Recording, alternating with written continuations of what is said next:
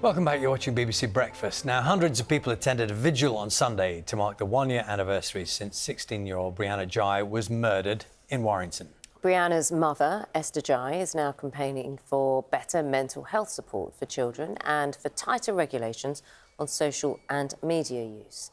Our correspondent, Angus Crawford, is with Esther today. Angus, good morning to you. Good morning. Thank you so much, Naga, and thank you so much to you, Esther, for being with us again. I mean, a year ago, you could walk down any high street in the country and not really be recognised by anyone. But now you're here, you've been on the front page of newspapers, in Parliament. How are you doing? How are you coping? I'm okay, thank you. And yeah, I'm trying not to think too much about what I'm actually doing, being so public facing. But I've just got this drive that I really want to try to make a change, and I want to make a difference to young people's mental health, and that's just propelling me forward, really. I was going to say, many people in your situation might hide away from the world. They'd want to back away from the world, but you have decided to go out there and speak. What is driving you? Where do you gain your strength from?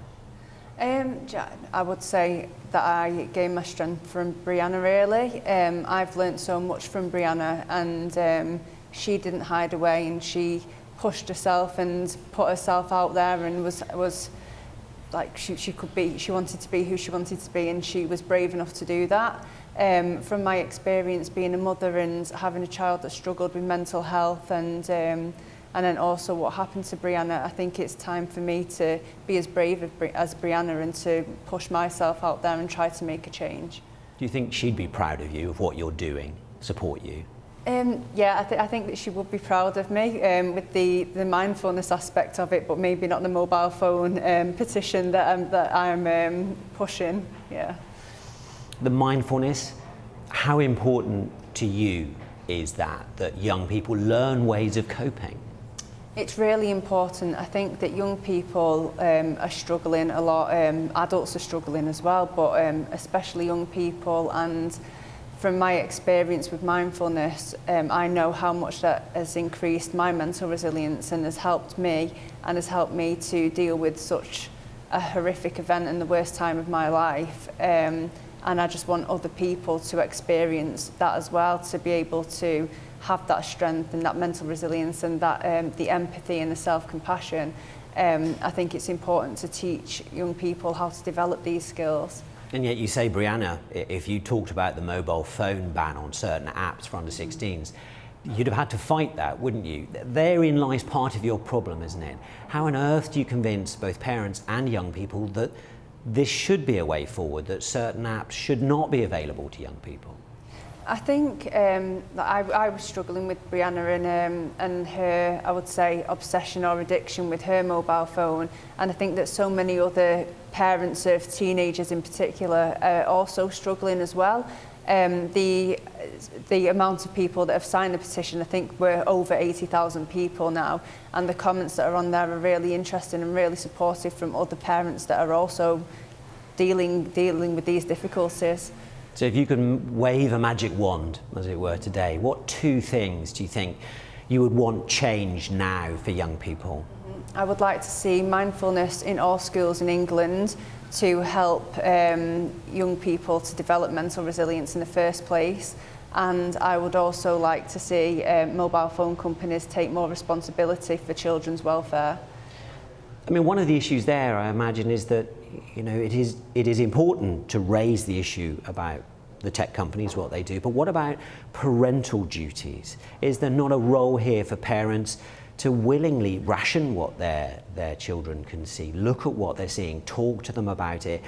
Is there some extent that you think potentially you have a certain level of maybe guilt about how much you allowed Brianna to use her phone? Yeah, definitely. There's always that guilt there, and maybe I should have done more. But also from a very realistic point of view, we're expected to work full time. We look after our children. We've got to keep a house. We've now got to keep up to date with all of the new tech that's available. young people are so much more tech savvy than parents, and they've got so much more free time to really sort of teach themselves how to use phones. And there's new apps, there's new social media apps that are coming out all of the time. And I just don't think it's feasible for parents to do that. And it was also a big argument point in our house for me to try to limit Brianna on her phone. And yeah, I don't think, I feel like it's not only the parents' responsibility, but the responsibility of the government and tech companies as well. You know, the government, obviously you met the leader of the opposition last week. You're hoping potentially to meet the Prime Minister. What would be your message to him now? I think that more needs to be done to protect children online. I think that the online safety bill is a step in the right direction, but I don't necessarily think it's going to be enough to protect children. Many people in your situation might be consumed by anger, by fury even, at what they've experienced. You don't seem to be. How is that possible? So I think that I understand that anger and hate and wanting to get revenge, all of these kind of emotions that are deemed negative, they're only going to be harmful to me. They're not going to hurt the people who have hurt my family and hurt me as well. So if I focused on these negative emotions, then I'm not going to be able to do anything productive. I'm not going to be able to move forward and try to make a change. At the weekend, obviously, it was a year since Brianna's murder, and you were at a vigil in Warrington. That seemed like an extraordinary event. What was that like for you, and the amount of love and affection which was shown towards you and Brianna? So the vigil was really important to me. It was an opportunity for us to remember Brianna for who she was rather than what happened to her. All of her friends were so brave, and they did such lovely speeches, and they sang so brilliantly, and yeah, it was a celebration of Brianna's life, and it was absolutely beautiful how people came together and showed that love for Brianna. You've started this campaign boldly, bravely. Many people will be hugely impressed. But when does it end for you, this campaign, and what does success look like for you?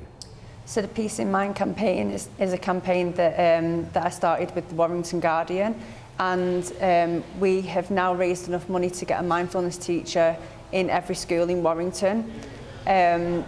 We are hoping then to get it rolled out across the rest of England. So yeah, I suppose the next stages are to speak to the people that are running the country and to ask them for their help in spreading this out. So at the moment, campaign goes on, you have no plans to stop anytime soon? No, I've got no plans to stop. Sorry. Esther Ghey, thank you so much for being with us again. Thank you very much. Back to you, Charlie and Naga. Angus, thank you very much. Please pass on our thanks to Esther as well. Thank you.